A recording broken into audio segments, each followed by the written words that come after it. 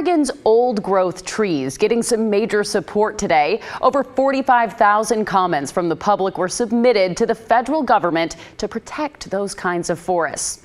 Let's bring in environmental reporter Cale Williams, and you talked with some of these environmental advocates, right? I did indeed. And these comments, they were submitted today, and they stem from a move that was actually made by the Biden administration last year.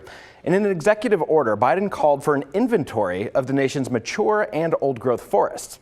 What the advocates were calling for today would go a step further, protecting those mature and old-growth forests from logging on all federal land.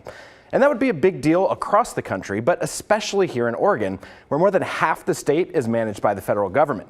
Now, these trees provide important habitat for hundreds, thousands of species. But beyond that, they play a crucial role in climate change. They store large amounts of carbon that would otherwise go into the atmosphere.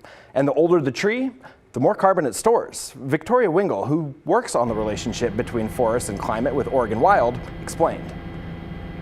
But here in the Pacific Northwest, I'll use the example of the Douglas firs. In their first 20 years of life, trees are actually respirating carbon back into the atmosphere, but they really start to hit their stride in terms of carbon sequestration once they hit around 80 years old. Now, there are currently two rules pending, one for the Bureau of Land Management and the other for the U.S. Forest Service. And public comment is still open. So if you want to weigh in, we've got a link up right now on kgw.com. Brittany? Some really interesting information there, Cale. Thank you so much.